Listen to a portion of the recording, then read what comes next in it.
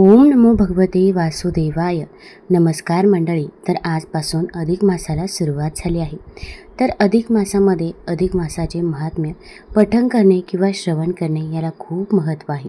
यामुळे आपल्या आयुष्यातील दुःख, दारिद्र्य, गरिबी, संकटे ही दूर होत असतात व आपल्या घरामध्ये सुख, शांती, समृद्धी येत असते. तर आज आपण बघणार आहोत श्री अधिक मास महात्म्य मधील अध्याय पहिला. त्यामुळे व्हिडिओ स्किप न करता शेवटपर्यंत जरूर बघा. चॅनलवरती नवीन असाल तर चॅनल लाईक करा आणि सबस्क्राईब देखील करा. तसेच कमेंटमध्ये ओम नमो भगवते वासुदेवाय किंवा ओम महालक्ष्मी नमः लिहायला विसरू नका, जेणेकरून आपल्याला देखील भगवान विष्णूंचा आणि माता लक्ष्मीचा आशीर्वाद नक्कीच प्राप्त होईल. श्री अधिक मास महात्म्य अध्याय पहिला.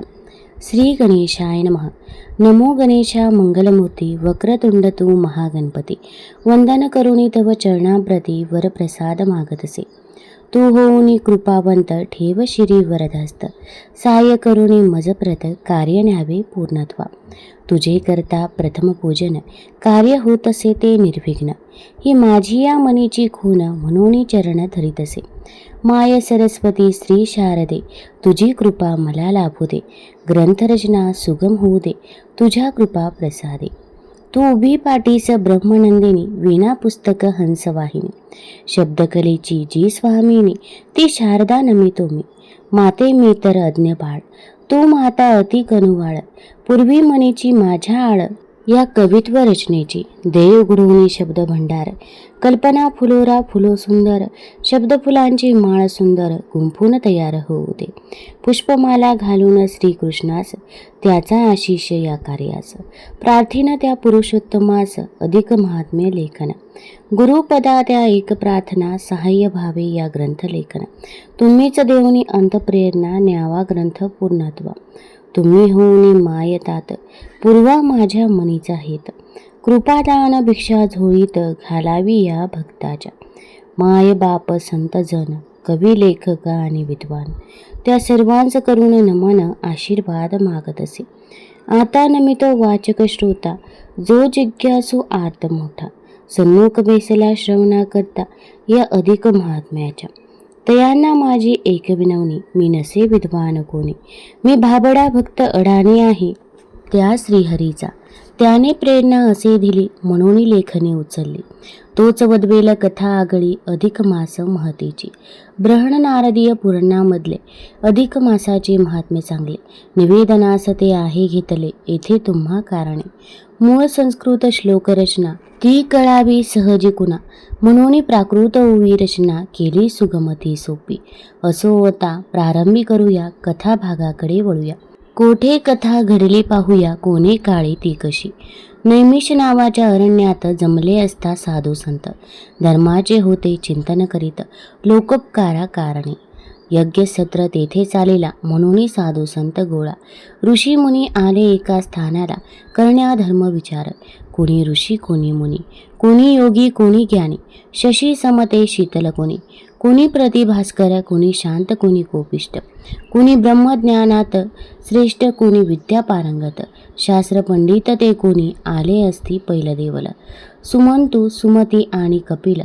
विपलायन अनमुद्गल कश्यप आणि जाबाली. ऋभू रैभतो भृगू आपस्तंभ तैसाची शरभंगू. मांडव्य अगस्ती ही वितरागो आला वामदेवही. अंगिरा सुतीक्षण मुनिवर कात्यायन निरथितर. आले ते गौतम बहुधीर या सत्संगा कारणे. कौशिक ऋतू गालव अति बभ्रू मौन भार्गव. त्रितशक्ती महाग्रीव भूत आणि बोधायन. पृथु संकृती कनाद वसु कौंडिन्य हारित. महातपस्वी तो शतानंद शंकुश आणि शौनकही. सवे गर्ग जमदग्नी पंक भारद्वाज आणिक विभांडक. सोबत धूमप उदालक विशाल अन कर्कश. विष्णुरुद्ध जय जज्जर जंगमपार निपराशर. जेमिनी महोदर पूर महाकाय ऋषीवर. महाबाहू आणिक महाबल शांडिल्य करुण जैसा काल. महासेन आर्त पिंगल ऊर्ध्वबाहू थोरतो ऐसे अनेक ऋषीवर थोर. सवे घेऊन शिष्य परिवार आले त्या स्थानी अपार. मेळा जमला सगळाचा एकत्र जमुनी सर्वजण. एकची करती विचार जाण काय केल्याने होईल कल्याण. कलियुगी मानवाचे कलियुगी या मनुष्य प्राणी दुःख अपार भोगे जीवनी, धर्माचरण त्याचे हातूनी न घडे उचित संसारी, पुण्यकर्मे न हातून घडती पापाची वाढत असे गंती, अंती यमलोकाची गती नरके यातना नाचुके, केसी सुटका यातून जीवाची घडेल केसी जोडणी पुण्याची, कोणे मार्ग उद्धाराची वाट जीवा उमकेल, एसी चर्चा चालली असता आला त्यावनी अवचिता, तपस्वी सूत नामक मोठा शिष्योत्तम जो व्यासांचा, तो सूत नसे सामान्य कोणी प्रतिज्ञान भास्कर महाज्ञानी, विद्वान पंडित मधुरवाणे गोड त्याची प्रासादिक, शंखचक्र मुद्रांकित प्रसन्न वदनी त्या शोभत, मस्तकी जटांचा मुकुट शोभायमान दिसत असे, तुलसी माळा त्यांची गळा वाचेसी कृष्ण नामाचा लळा, कृष्ण भजनी नित्य रमला ऐसा हरिभक्त तो, जाणे सकल शास्त्रांचे पार कर्म करी तो परोपकार, तयापाशी ज्ञान भंडार हे जाणती ऋषी जन, तरी प्रशंसून तया प्रत काय बोलते झाले समस्त,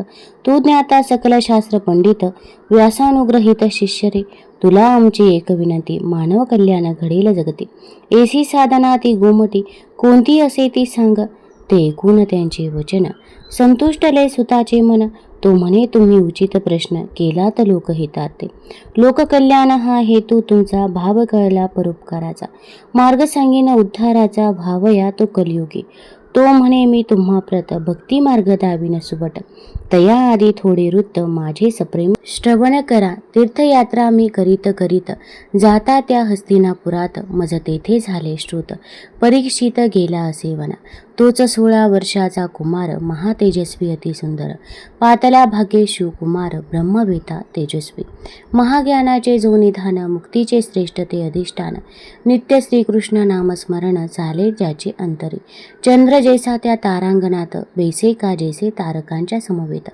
तेसा त्या ऋषी समुदयात शोभे शुकदेवतो, येथे ब्रहण नारदीय पुराणाचा पहिला अध्याय त्या महात्म्याचा, प्राकृत ओवी बद्ध रचनेचा झाला असे संपूर्ण, जनता जनार्दनाच्या चरणांस अरुण विनवणी करी खास, पहिला अध्याय हरिचरणांस प्रेम भावे समर्पितो. आता आपण या अध्यायाचा मराठी भावार्थ बघूया.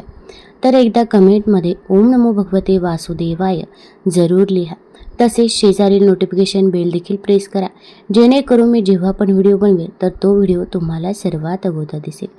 श्री अधिक मास महात्म्य अध्याय पहिला, शुकदेवांचे आगमन. श्री अधिक मास महात्म्य या प्राकृत ओवीबद्ध पारायण पोथीची रचना करताना रचनाकार म्हणतात की प्रथम त्या बुद्धिदात्या श्री गणेशास वंदन असो. ती शब्दकलेची जी स्वामिनी तिला मी नमस्कार करतो. त्या सिद्ध गुरुपदास नमन करून या लेखनासाठी कृपा आशीर्वादाची मागणी करतो. त्यांची कृपादान भिक्षा झोळीत घालायची मी सद्गुरूंना विनंती करतो. मग वाचक श्रोता असा जो जिज्ञासू आर्तवर्ग समोर बसला आहे त्यास वंदन करून ही प्राकृत रचना स्वीकारा अशी विनंती करतो. पुढे ते सांगतात की या पोथी रचनेसाठी ब्रहण नारदीय पुराणातील अधिक मास महात्म्याचा आधार घेतला आहे.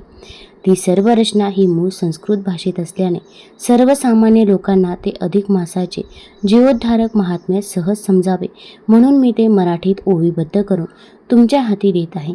फार फार वर्षांपूर्वी नैमिष नावाच्या अरण्यात अनेक ऋषीमुनी हे एका लोककल्याणकारी यज्ञाच्या निमित्ताने जमले होते.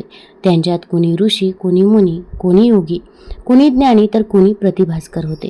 ते एकत्र जमून या कलियुगात मानवाचे कोणत्या उपायाने कल्याण होईल याचा विचार करत होते. त्यांची ती तशी चर्चा चालली असताना अचानक तिथे व्यासांचे शिष्य सूतजी यांचे आगमन झाले.